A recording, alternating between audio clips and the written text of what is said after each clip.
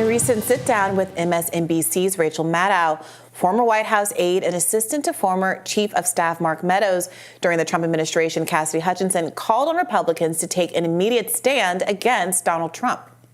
I do not believe that Mr. Trump is a strong Republican, but in this next election cycle, it's, in my opinion, it's the make or break moment for the Republican Party. Now is the time. If these politicians, these men and some women that are currently in Congress want to make the break and want to take the stand, they have to do it now. We can't wait any longer for them to do it. I don't know why they're so willing to support him. I think it's extremely disappointing, and it is not a hard issue to take. We're talking about a man who, at the very essence of his being, almost destroyed democracy in one day, and he wants to do it again. He wants to run for president to do it again. He's been indicted 4 times since January 6th. I would not have a clear conscience and be able to sleep at night if I were a Republican in Congress that supported Donald Trump. Hutchinson also responded to Mark Meadows' comments on her new book, in which she paints a picture of her experience in the Trump White House. Not sort of just vaguely casting aspersions at you, it's most of the statement, but then saying much of her claims in this book about Mr. Meadows or otherwise are filled with half-truths, falsehoods, and purposefully omitting context to sell books. I would encourage him to go testify under oath if he thinks that what is in the book and what I have testified to under oath, which is consistent with what is in the book, he can go testify under oath if he has strong feelings about that. Were you disappointed that the Justice Department elected not to prosecute him for contempt of Congress when he ignored the congressional subpoena that you responded to from the January 6th investigation? I'll leave it to Mr. Meadows and his team to respond to that. What I will say is I hope that Mark is now doing the right thing. What I define as the right thing, which is coming forth and honoring your oath that you swore to protect your country.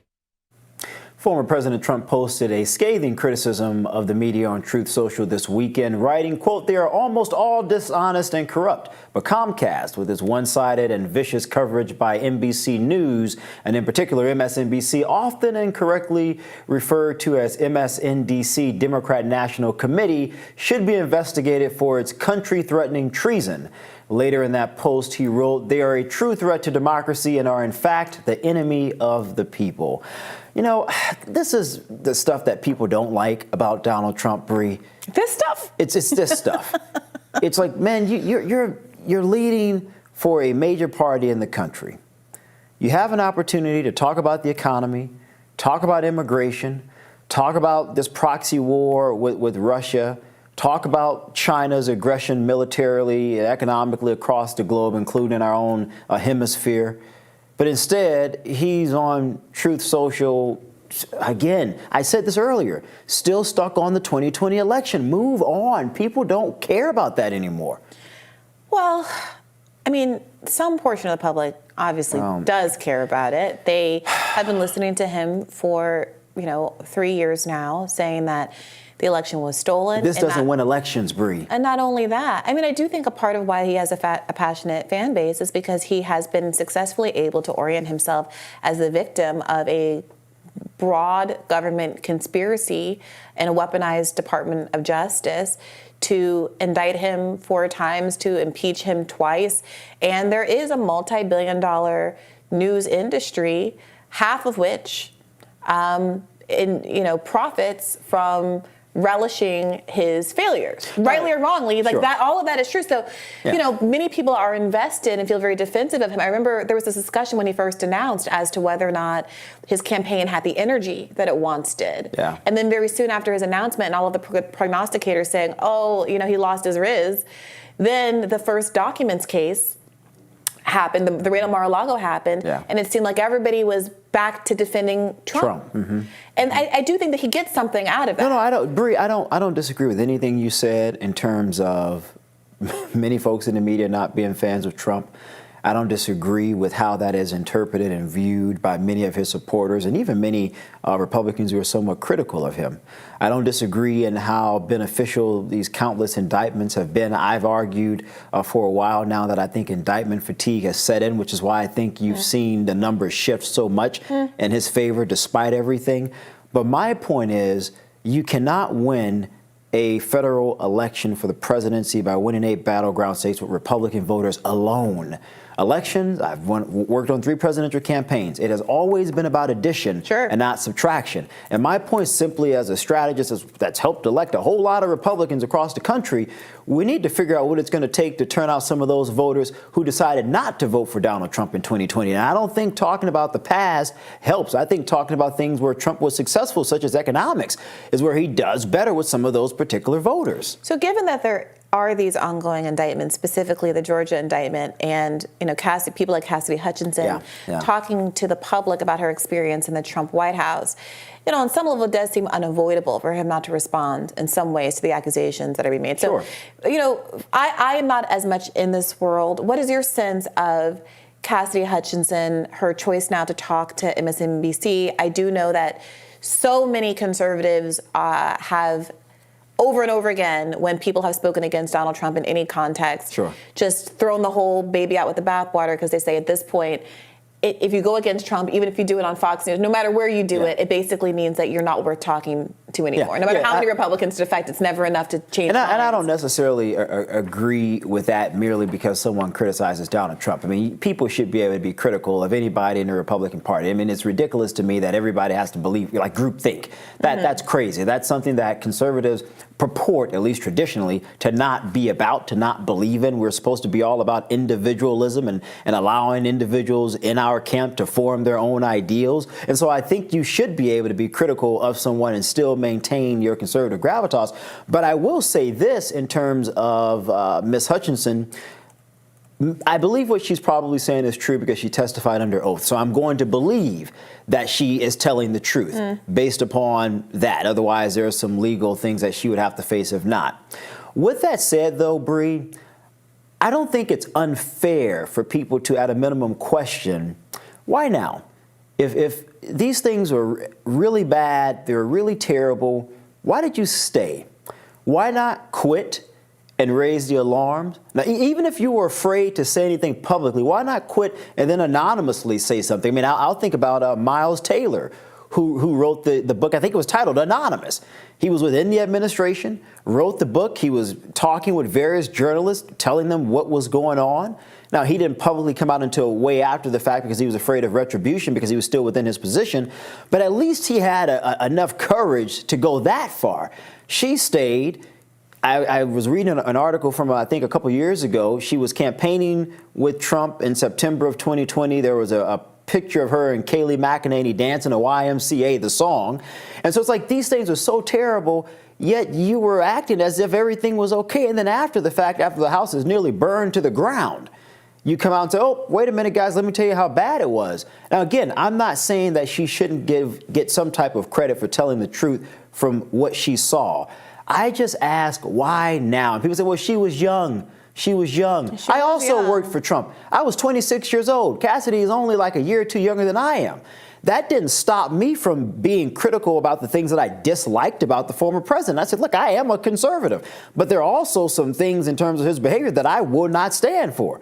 And whether you like it or not, that's your opinion. She could have done those things, and she chose not to. So to me, I respect her for what she's doing now, but I'm not certain if I'm willing to applaud her as some type of hero. Well, I don't know that one needs to think that she's a hero. But many are calling her that.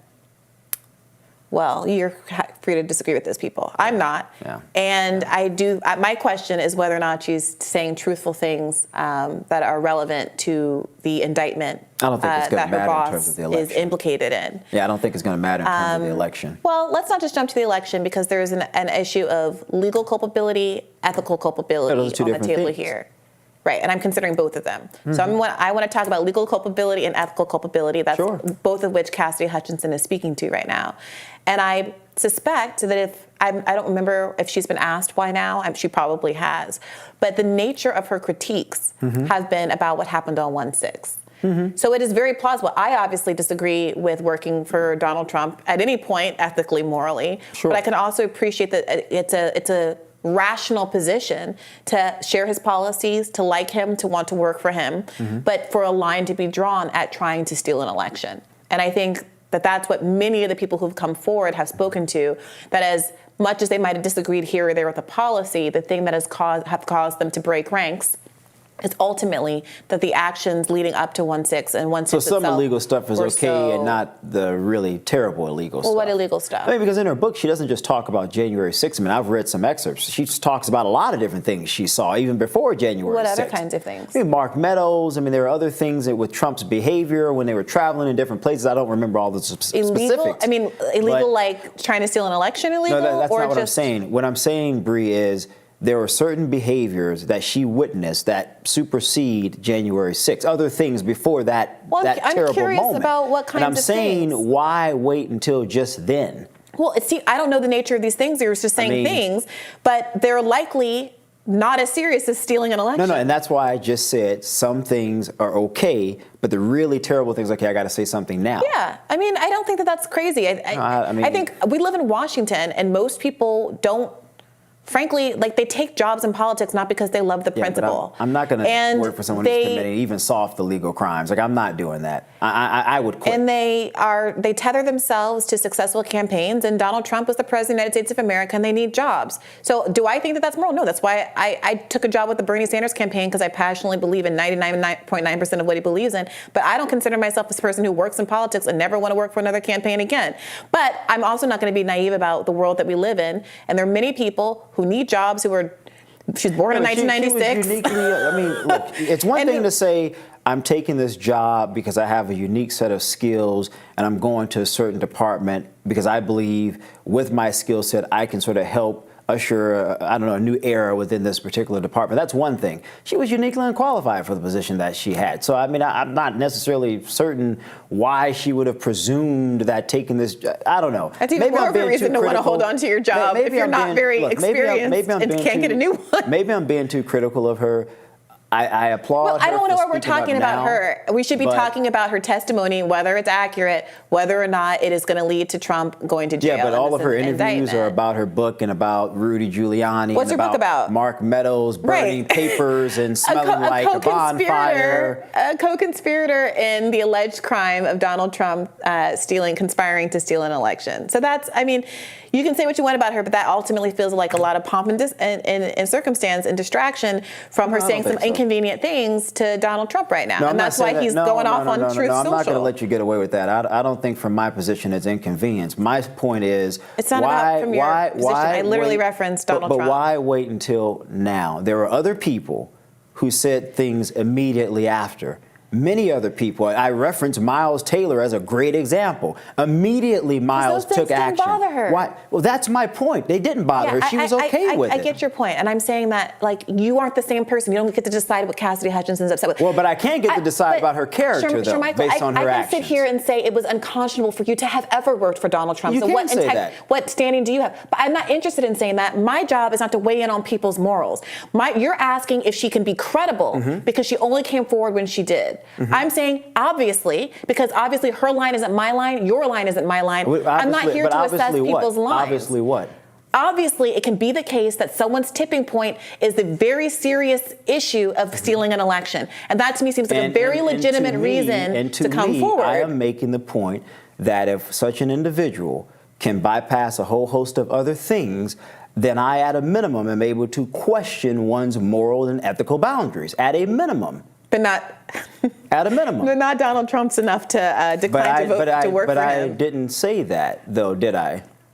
Because what I did say that some individuals can have a certain set of skill sets and then go and work for someone because they believe that they can be an asset, which is why I decided to go to HUD to work for Dr. Carson, to be an asset to HUD, because I believe housing impacts a lot of people. Those are two different things. And Cassidy Hutchinson had no interest in having employment. She was uniquely unqualified for the position. That's a subjective What do you mean it's statement. subjective? Are you kidding me? How's that subjective? I could not care less about Cassidy come on. Hutchinson's Come on, that's hearts not and subjective. minds. The That's not question that Donald subjective. Trump and everyone's going to have to contend with is whether or not her testimony helps to prove the government to prove its case in the indictment. Presumably it does, right? I mean, according to some of the interviews, she's met with prosecutors over and over again. But it's not the only issue for the American people, I would argue. All right.